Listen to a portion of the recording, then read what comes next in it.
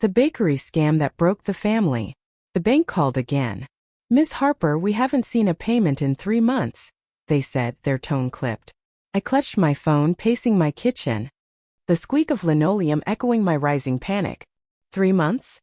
That wasn't what Aunt Clara told me last week. "Oh, Lily, don't stress," she breezed over the line, light as ever. "Banks make mountains out of molehills. That big catering order's coming next week. I'll sort it." My gut twisted. "I'm Lily Harper, 29, accountant, the reliable one." She dazzled me with Pinterest boards in promises of glory. "You're the numbers genius, Lily," she'd said, eyes gleaming. "Banks don't see it, but you do. You're the smart one." I'd bought it, every word. Now, drowning in past due notices, those compliments felt like a con. That catering gig? It fell through weeks ago. I snapped into the phone. The client told me himself at the store. "Why are you lying, Clara?"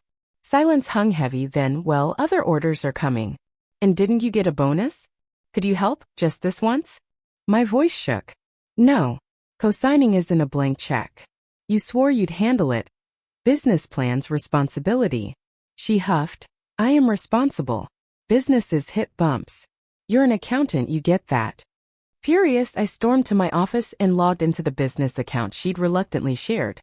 My blood ran cold. Louis Vuitton charges, the 3-day spa trip, dinners at ritzy spots no baker needs. "Are these bumps, Clara?"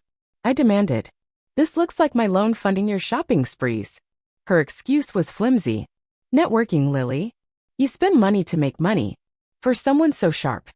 She'd skipped the part about 3 banks rejecting her, the course being a weekend seminar, and her history of flops, jewelry, life coaching, essential oils, all crashing in debt. Growing up, she was the fun aunt, dreaming big while Mom preached caution. She'd flattered me, cheered my accounting path when Mom called it boring. "Check these projections," she'd gushed. Waving numbers I now knew were fairy tales. "With you, we're unstoppable." I pulled those projections up against reality. The bakery was a money pit. Customers griped about spotty hours and ghosted orders, while Clara's Instagram flaunted steak dinners and designer bags, all on our dime. My phone buzzed. "Cousin Mia. Mom's saying you forced that loan on her, that you're controlling her dream." I nearly dropped it. Me force her? She'd hounded me, tears, guilt trips, "You're my only hope." Another text. "She's calling you a heartless shark now." Family's eating it up. The betrayal burned, not just the lies, not just the money, but her smearing my name to save hers. I spent that night arming myself. Emails begging me to co-sign, promises of diligence, bank warnings, statements dripping with her splurges, Gucci spa days, getaways. Vendors were stiffed, rent lagged. And she'd maxed out extra cards in the business's name. Mia forwarded family texts. "Poor Clara, Lily's so cold. She's always been money obsessed.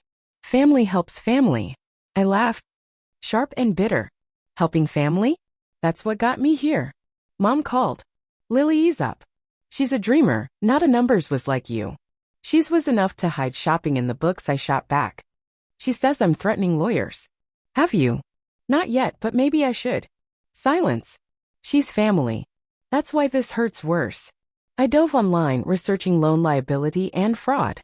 Clara's moves weren't just sloppy, they were illegal. My career thrived on trust. I wouldn't let her trash it. Hands trembling, I emailed a lawyer my firm used. This would shatter everything, my bond with Clara. The family's cozy myth of her spirit. But evidence don't lie. Sometimes saving yourself means being the bad guy. The lawyer confirmed my fears. I was liable and Clara's stunts could mean jail time.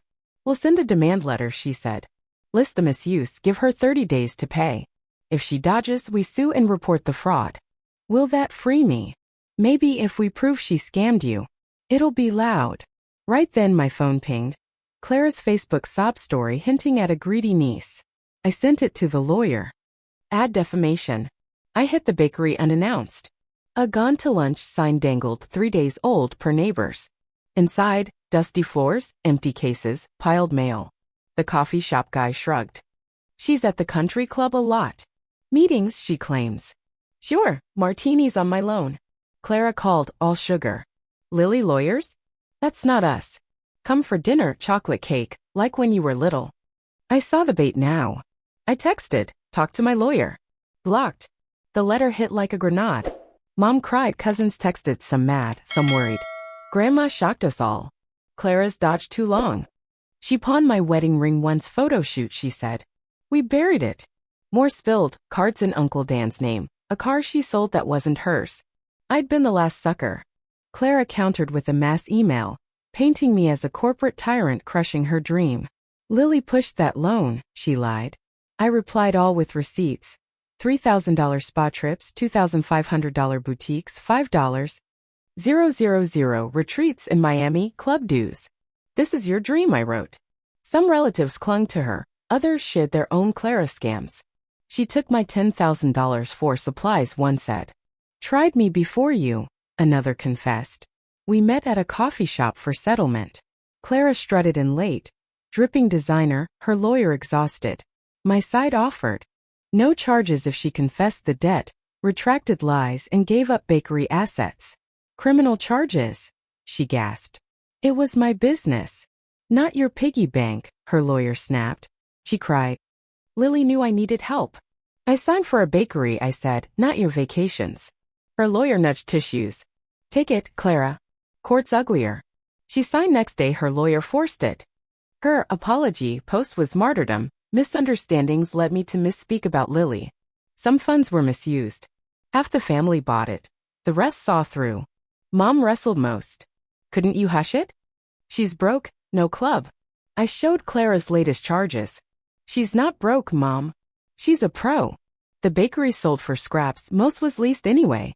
Clara's payments began, grudging. Her posts whining about sacrifices while sporting new bags. 6 months later, a new couple took over, nailing it. Family split, some fed her tales. But Mom drew a line when Clara used her name to scam friends. A year on, Clara fled to California, chasing some opportunity. Relief spread. I got Grandma's recipe book back, rescue from Clara's claws. Baking from it now, I measure every pinch. It's not flashy, but it's real. That bakery flop taught me trust isn't blind. Family isn't a free pass, and sometimes holding people accountable is true loyalty.